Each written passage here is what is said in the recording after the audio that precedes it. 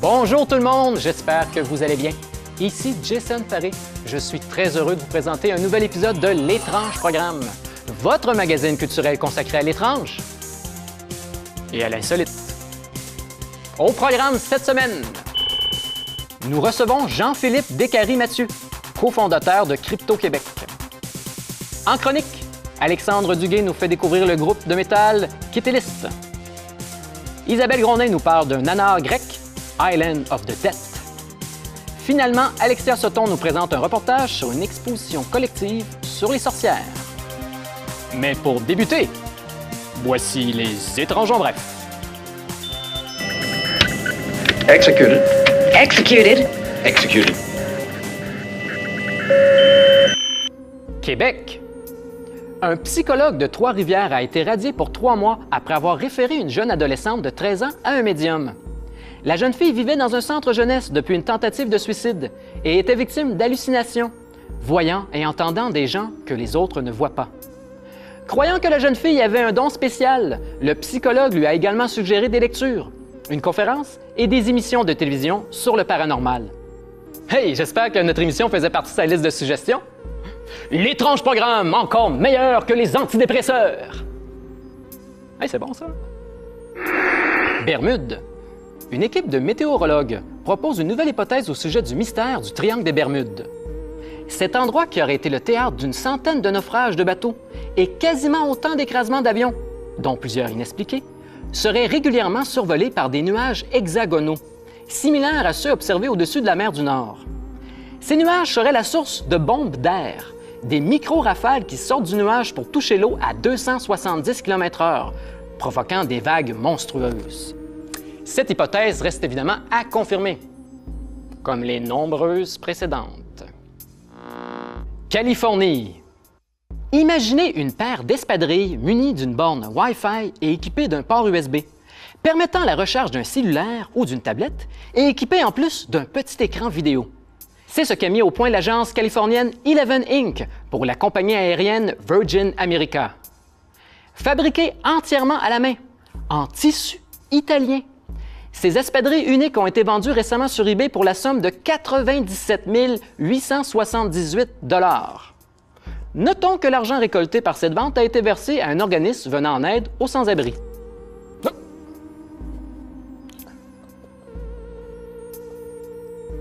Excusez-moi, j'ai reçu un texto. LOL.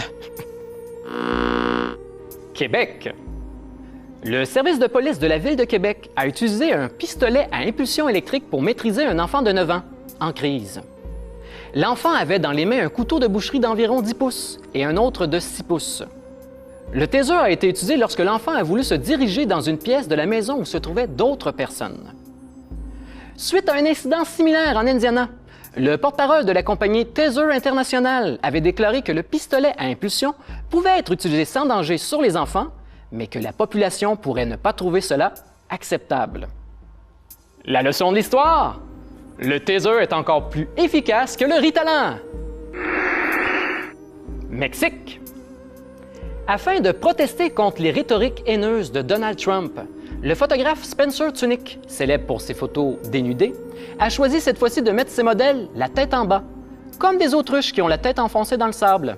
Une manière symbolique pour l'artiste de dénoncer le candidat présidentiel et ses propos contre les Mexicains, les femmes, les immigrants, etc. Je savais qu'on pouvait aller voter à reculons, mais la tête en bas, ça c'est nouveau.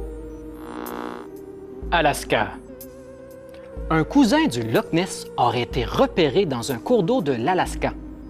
D'une longueur de 15 pieds et nageant à contre-courant, la créature aurait été observée par un employé du Bureau of Land Management qui prenait des photos de la rivière Chena. La vidéo, rapidement devenue virale sur le web, a suscité de nombreuses réactions. Certains y voient une simple branche, un amas d'algues ou encore un animal de bonne taille, comme une anguille ou un esturgeon. 15 pieds? Pis ça, là, à l'eau froide? Vous imaginez la longueur à l'eau chaude? Qu'est-ce qu'il y a, les gars? Ça vous fait pas ça? Pour nous suivre et découvrir d'autres nouvelles insolites, devenez fan de notre page Facebook. Vous pouvez aussi suivre l'Étrange Programme sur Twitter ou sur tcftv.ca.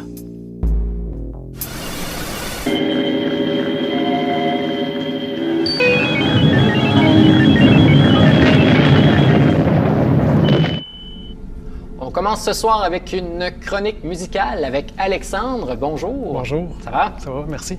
Oui, alors tu viens nous parler cette semaine d'un groupe de métal québécois. Oui, un groupe dont le nom pourrait être... la prononciation est particulière, mais il n'y a pas vraiment de prononciation qui serait définie parce que ça vient d'un langage inventé.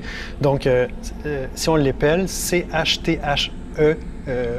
apostrophe I-L-I-S-T, donc qu'on peut prononcer Ktilist ou Chtilist.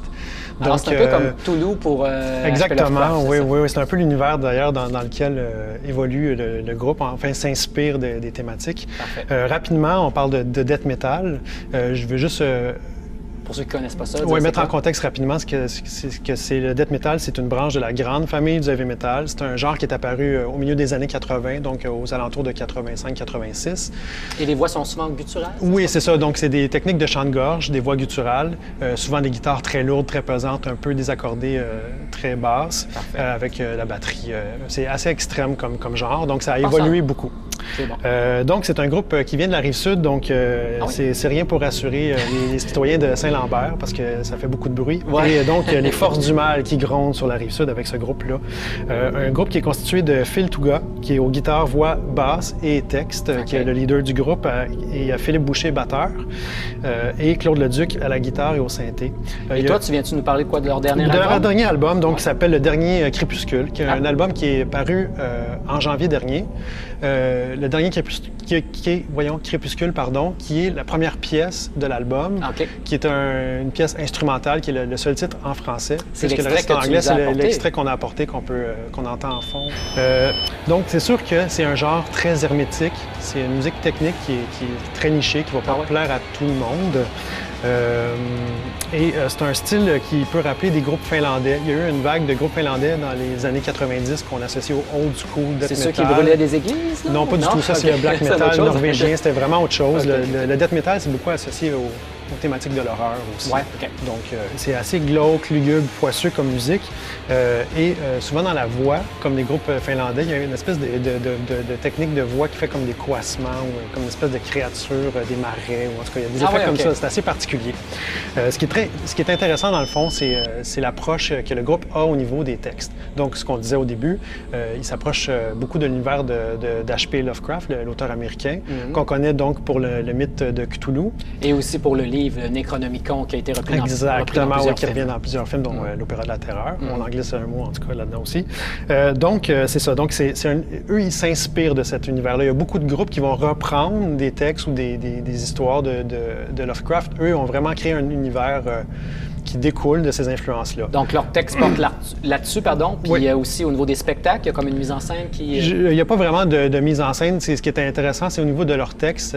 Au lieu d'avoir des chansons couplets-refrains standards, c'est vraiment comme des courts récits, comme des petites nouvelles. Donc, le 2/3 des pièces se déroulent dans un univers parallèle qui serait dans un futur, mais où les gens ont retrouvé un mode de vie qui se rapproche du Moyen-Âge. Donc, c'est un peu comme de la science-fiction d'horreur. Oui, il y a beaucoup de mysticisme, d'horreur, de créatures ancestrales, d'esprits, de folie aussi. Là, donc, En terminant, ça fait plusieurs albums qui sortent? C'est leur premier album. Ils avaient fait un EP. Mais c'est des musiciens qui sont occupés dans vraiment plusieurs groupes. Ils ont plusieurs projets, donc c'est du long terme. Mais ils avaient fait un EP avant? Un EP avant. Donc, il y a 3 des pièces qui se retrouvent sur l'album. Ils ont été retravaillées. Elles ont évolué aussi. Puis là, ceux qui ont édité le disque Le Dernier Crépuscule, c'est une compagnie quand même assez reconnue? C'est une étiquette canadienne, Profound Lore, qui marche bien depuis plusieurs années. Donc, le groupe fonctionne bien à l'international aussi. C'est pas juste un groupe qui est local, qui est développé dans la scène locale, mais qui fonctionne vraiment à l'international. Oui. Parfait. Donc, c'est sorti depuis quand? L'album est paru en janvier, sous vinyle compact numérique. On peut l'écouter sur Bandcamp et on peut suivre aussi l'évolution du groupe sur Facebook. Donc, ils ont des projets d'albums, mais ça va être vraiment à long terme parce que le groupe est vraiment occupé. Les musiciens ont divers projets, en fait, qui font que... Parfait. Oui. Bien, merci, Alexandre. Plaisir. Alors, tu restes avec nous. Oui.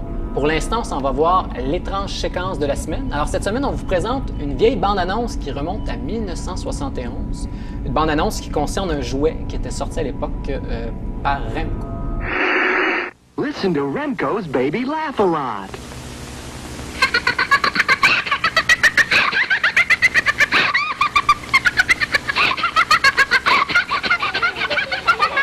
You're listening to Baby Laugh a Lot. She's the funniest doll you've ever seen. Just push the button and she starts to giggle.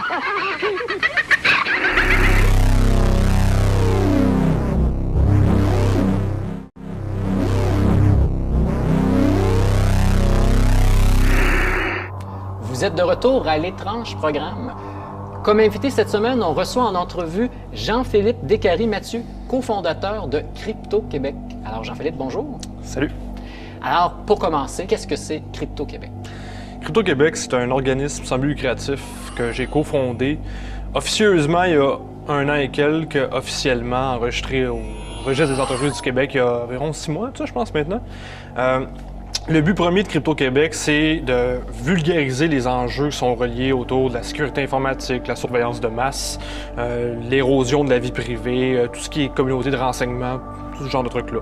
On est au moins une demi-douzaine de personnes qui travaillent, justement, qui viennent de différents milieux, qui ont toujours touché un peu à la sécurité informatique d'une certaine manière. Donc, on a mis nos habiletés ensemble, puis on a formé cette OSBL-là. Puis notre but, c'est d'aller dans les médias le plus possible et faire prêcher la bonne nouvelle, essentiellement là-dessus. Donc, à date, C'est moins des conseils pour les gens par rapport à la sécurité sur le web. Ben oui, là, c'est l'aspect monsieur, madame, tout le monde. Ici, on veut rejoindre un maximum de personnes. Donc, c'est de vulgariser ça. Puis c'est pas toujours évident parce que c'est des concepts qui sont généralement très, très abstraits pour les gens. Donc, il faut essayer de concrétiser ça un peu. Puis là, vous publiez des textes, puis vous avez également un podcast qui s'appelle Les Chiens de garde. Exact. Vous faites un épisode quoi, toutes les semaines? Toutes les semaines, dans la mesure du possible, évidemment. On a tous... Crypto-Québec, c'est pas notre day job, comme on dit en anglais. On a tous des emplois, donc dans la mesure du possible, oui, on en a manqué 1 ou 2, je pense, c'est pas si pire en 20 quelques semaines. Toutes les semaines, généralement, c'est disponible la nuit du mardi au mercredi soir sur notre feed RSS sur www.crypto.québec. Parfait. Oui, ça, j'ai vu qu'il y en avait déjà une vingtaine de faits. Est-ce que, au-delà du site, c'est accessible aussi, tu me disais, en pré-entrevue sur Google Play? Oui, Google Play, sur iTunes, principalement, c'est nos deux exutoires. Parfait. Le 21 octobre, il y a eu une grosse cyberattaque qui a touché plein de plateformes, que ce soit Twitter, Spotify, Amazon, eBay, Netflix, PlayStation Store. Ça, c'est ça qui m'a inquiété le plus. Donc, ça a l'air que l'attaque visait au départ la société DIN. Est-ce que tu peux nous expliquer, premièrement, c'est quoi cette société-là, puis qu'est-ce que ça implique, cette attaque? Ce que DIN fait, c'est de la résolution de nom de domaine. Donc, qu'est-ce que la résolution de nom de domaine? C'est la traduction de noms qu'on peut comprendre en adresse IP numérique. Exemple, www.google.ca. Pour le langage machine, si tu veux, lui, s'il ne va pas l'interpréter comme ça, il va l'interpréter comme une adresse IP. Exemple, je dis n'importe quoi, 208.142.47.3. Bon, c'est ce service-là que DIN offre aux entreprises, à de grosses entreprises, dont Twitter, dont Radio-Canada, dont toutes les grosses qui ont été affectées par cette série d'attaques-là contre la société DIN, en fait. Donc, en fait, c'est que les gens, s'ils inscrivaient l'adresse, le lien ne se faisait pas avec l'adresse IP et ça bloquait notre accès? Ce qui arrivait, en fait, c'est que c'est une série d'attaques de déni de services distribués. En gros, ce que c'est que c'est des milliers, ou dans ce cas-là, des millions de dispositifs ou d'ordinateurs, de serveurs qui ont été détournés essentiellement pour être utilisés pour envoyer des requêtes à coups de millions sur les serveurs de DIN. Donc, le serveur pas capable C'est de provoquer un trop gros graphique, finalement, ça bloque. C'est l'effet entonnoir, en fait, c'est ça. Donc, tu as des millions de dispositifs détournés qui envoient chacun d'entre eux des millions de requêtes à la seconde. Donc, c'est immense. Pas capable de dealer avec ça, le serveur crash, non-disponibilité des services de résolution de nom de domaine. C'est exactement ça qui est arrivé, en fait, cette attaque-là. C'est pas les sites de Twitter, Radio-Can et compagnie qui ont été attaqués directement, c'est le fournisseur de services DIN. OK. Cette panne-là, je pense que c'est une panne qui a créé un précédent. En tout cas, c'est une des plus grosses pannes généralisées. Est-ce que ce genre d'événement-là qui s'est produit, est-ce que ça a un impact ou est-ce que ça peut avoir, pour les gens là, comme Jason et moi, là, comme le grand public, est-ce que ça a un impact? Est-ce qu'on doit se sentir menacé de ce genre-là? Bien, c'est ce type d'attaque-là, c'est une attaque ciblée vraiment. On voulait s'en prendre à un pan de l'infrastructure Internet. Au-delà de l'aspect usager, ça va pas affecter monsieur, madame, tout le monde. Comme on dit, genre, ils vont pas être capables d'aller sur Twitter s'ils tapent twitter.com. Maintenant, ça veut dire que c'est plus un problème des grosses entreprises. Je parle bien de cette série d'attaques-là spécifiques, hein, parce que des vecteurs d'attaque, il y en a des milliers. Là. Ça dépend l'esprit derrière l'attaque aussi. Il y a différents types d'attaquants, il y a différents types de hackers. Il y a des gens qui le font pour le plaisir, d'autres pour l'argent, d'autres c'est des hackers étatiques. Ils vont le faire pour la patrie, là, un aspect plus national. Donc ça dépend. Dans ce cas d'attaque-là, c'est pas Joe Gagnon au coin de la rue qui va être concerné par ça, généralement. Ça crée juste un désagrément ou pour les usagers, pour l'usager, on ne sait pas encore c'est qui a fait ça. Peut-être qu'on ne le saura jamais d'ailleurs, mais... L'enquête est en cours du côté de Dean, est toujours en cours présentement. Ils l'ont dit eux-mêmes, ils vont pas s'avancer à spéculer de où ça vient, parce que c'est très facile de pointer le doigt, hein, mais surtout en période électorale présentement. Ouais. On aime bien dire que c'est les Russes qui interfèrent avec le processus électoral américain ou avec l'infrastructure américaine. C'est pas aussi simple que ça. Il y a un groupe de hackers qui a revendiqué l'attaque, New World Hackers. Puis c'est drôle parce que la fin de semaine suivant la revendication, ils ont publié un message disant qu'ils arrêtaient le hacking, puis c'est fini, on veut plus d'attention des policiers. Très, très drôle comme message. Il y a Wikileaks qui a publié le jour de l'attaque un message sur son feed Twitter disant « On aimerait demander à nos militants qui arrêtent d'attaquer l'infrastructure américaine ». C'est un peu étrange. Bon, évidemment, il y a des gens qui blâment John McAfee, le spécialiste en sécurité, a blâmé la Corée du Nord, le bureau 131 en Corée du Nord, qui est une division de hacking étatique, en fait, de la Corée du Nord. Il y a des gens qui pointent le doigt vers la Chine, d'autres la Russie. D'ailleurs, puisqu'on parle de la Russie puis de Wikileaks puis tout ça, bon, ça fait un bout là, que Wikileaks publie les courriels d'Hillary Clinton.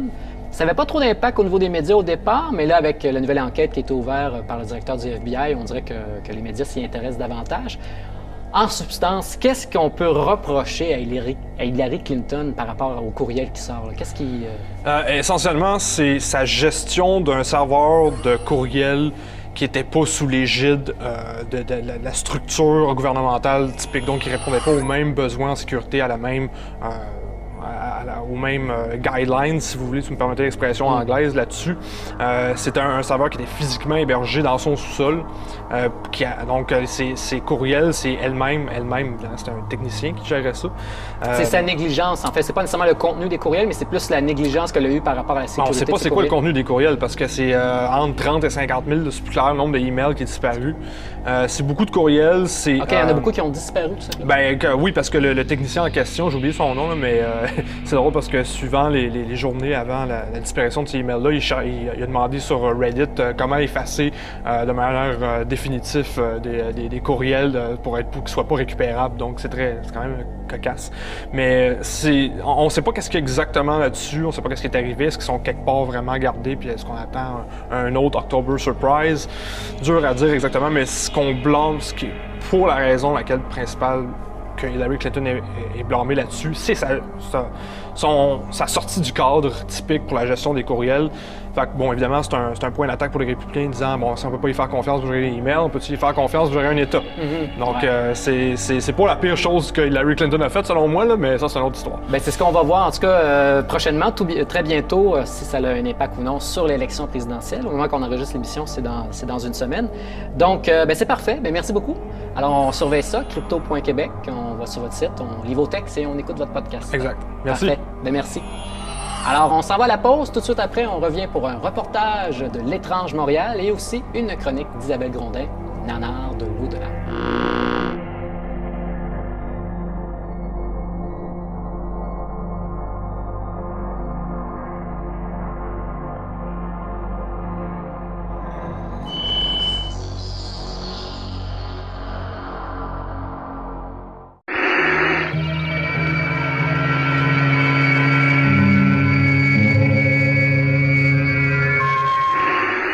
De retour à l'étrange programme, c'est maintenant le moment du reportage de la semaine. Alors Alexia, bonjour. Bonjour.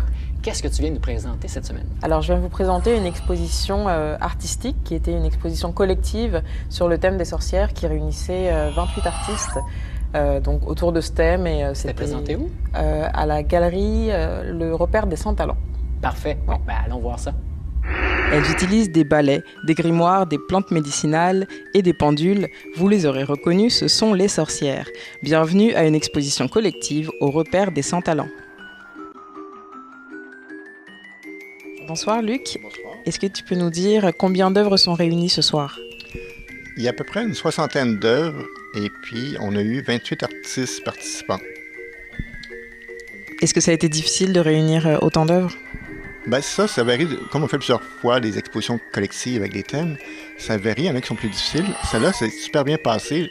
Je me prenais que le thème des sorcières était déjà apprécié des artistes en partant. On a un seul thème et pourtant il y a beaucoup de styles. C'est très varié. Est-ce que tu peux nous parler un peu des techniques utilisées? Ça qu'on aime dans les expositions collectives, c'est que justement pour les gens qui vont venir visiter, c'est qu'ils voient plein de choses. Effectivement, il y a des techniques différentes. Nous-mêmes, quand on reçoit les soumissions, on essaie de choisir des choses très différentes. On a des bijoux, des sculptures, des photographies, beaucoup de créations numériques maintenant, beaucoup d'artistes travaillent avec le numérique, les peintures traditionnelles et la photographie, je ne sais pas si je mentionnais, photographie traditionnelle aussi. Est-ce que personnellement vous avez une petite préférence? Que je pense. Ma copine a fait une œuvre et c'est très bien. Je l'aime. Bon, c'est dit.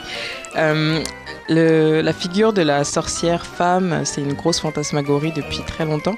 Est-ce que, d'après vous, c'est plutôt une figure crainte ou qui fascine?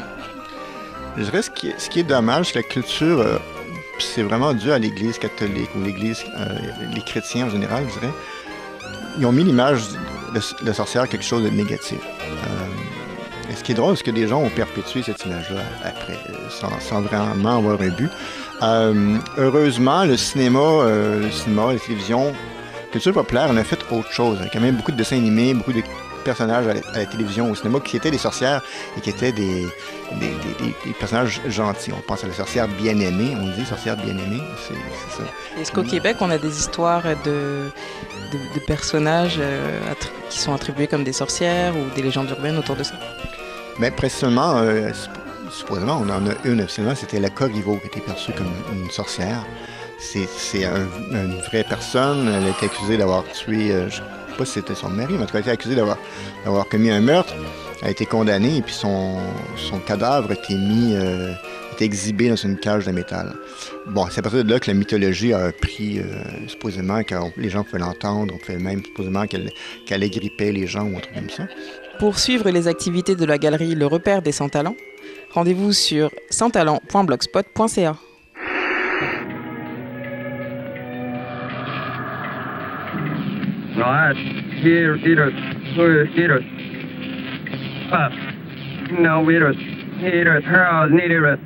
What was that? Comme deuxième chronique ce soir, on parle de nanar de l'au-delà, mais là, un spécial Avoid. Alors, Isabelle, bonjour. Bonjour. Bien, en fait, oui, un spécial Avoid parce que j'en ai fait un l'autre saison d'avant. J'en ai fait un la dernière saison. Et puis là, je me suis dit, bon, j'étais un peu à court d'idées, je le reconnais. Je me suis dit, on va y aller avec un spécial Avoid qui a manqué s'appeler un spécial Tu me prends-tu pour un cave? Parce que c'est... C'est le concept. La Avoid, en fait, c'est un film qui est vraiment nul. Et même pas assez nul pour être bon. Là. Il est trop nul pour être bon. Non, en fait, il y a des moments intéressants dans ce film-là. C'est que ce film-là, ce qui me tue, c'est pour ça que je dis « Tu prends-tu pour un cave », c'est que c'est un film qui vraiment, c'est de la fausse représentation. C'est un film qui te promet un max et qui ne te donne rien. Okay? Quel est le titre? Alors, le titre, parce que c'est un film grec tourné en 1976 par Nikos Mastourakis, qui a 24 films à son actif. Il n'y en a aucun là-dedans que je connais. Ça s'appelle Ta Paidiatou Diavolou. Alors, Island of Death, en anglais, il y aurait une VHS de ça. Je ne pense pas que c'est sorti dans une autre langue que l'anglais. Mais ce qui est écrit, parce que c'est ça qui est important, c'est écrit « Uncut and Uncensored ». Bon, là, on se dit, c'est la totale. Yeah. Ça date quand même de 76. Mais déjà en 76, t'avais eu Jaws, t'avais eu des films d'Argento, il y avait quand même des films assez gore déjà qui avaient commencé à sortir. Donc ce film-là, il n'y a aucune maudite raison finalement de... En tout cas, c'est n'importe quoi. Ça dit « The World Most Wildly Banned Movie ». Le film le plus banni ever. Est-ce que c'est vérifiable? Plus que... Apparemment, qui aurait été banni de plusieurs pays, ce film-là, pour de vrai. Mais je peux comprendre pourquoi. Ça devait être des pays très catholiques. Mais ça dit « We regret that we can't show scenes from the movie on the cover. Alors, je le montre ici parce qu'il n'y a effectivement aucune image. Tout ce qu'on voit, c'est un titre et des avertissements. Donc, en gros, ils disent sur la pochette qu'ils ne peuvent pas montrer de photos. Non, parce que c'est tellement dérangeant. Ça dit « From the movie on the cover, the content is too strong to be displayed ». Qu'est-ce que ça nous raconte? En fait, grosso modo, c'est l'histoire d'un couple qui va s'en aller en voyage. C'est pas très clair. Encore là, un autre signe de bon en or. Il n'y a rien de clair, tu sais. On nage en plein délire. C'est un couple un peu psycho, ces bars, qui vont littéralement semer la terreur sur une île en Grèce et qui vont considérer que les habitants de cette île-là, c'est un peu comme des pêcheurs, des mauvaises personnes, ils sont homophobes, sont racistes. Puis ils vont faire toutes sortes de meurtres horribles. Il y a des scènes dérangeantes. Là, attends, c'est le couple qui commet les noms? Oui, exactement. Donc, les deux acteurs, parce que tous les autres, on n'a aucune idée de ce qu'ils ont fait dans la vie. Il n'y a pratiquement pas d'infos sur eux. Donc, Robert Burling, qui est mort, on le salue d'ailleurs. Robert, t'as pas fait une super bonne job dans ce film-là. Sorry, mon chum. Il aurait joué dans Cujo et il aurait joué avec Clint Eastwood dans The Enforcer. Et en terminant, mais pourquoi c'est le plus grand moment de sa carrière. En terminant, pourquoi est-ce que c'est aussi mauvais? Non, mais attends, c'est déjà en terminant, minute. Faut quand même que je dise qu'est-ce qu'il y a dans ce film-là. On simule une scène de baise avec une chèvre, on décapite la chèvre, il y a un golden shower sur une dame âgée. À la fin. Il y a une femme qui se fait décapiter par une pelle mécanique. Il y en a un autre qui se fait empoisonner à se faire obliger à boire de la peinture. Il y a une fille qui se fait brûler le visage avec une canne de spray net et une chandelle. Il y a plein de scènes de sexe. Il y a beaucoup de scènes de sexe. Softcore. Mais c'est que ce sont toutes des scènes qui, honnêtement, avaient tous les éléments pour venir te déranger. Et c'est une rature sur toute la ligne. C'est une perte de temps incroyable. Ne perdez pas une précieuse seconde de votre vie à chercher, pirater, regarder, toucher ce film-là. Tu le conseilles pas du tout d'abord. Ah non, c'est une même merde. Pas une personne qui... Non, c'est... Ben merci beaucoup. Ben ça m'a fait plaisir, mais ça... Ça a été court, je sais. Surtout qu'il a voulu que je me le retape 2 fois pour ce très court moment-là. Désolé, 4 minutes de chronique pour 1h48 de torture mentale. Oui, c'est ça. Ben merci beaucoup, Isabelle. Merci à toi, Alex. Jason. C'est ce qui met fin à notre émission ce soir. On se revoit la semaine prochaine.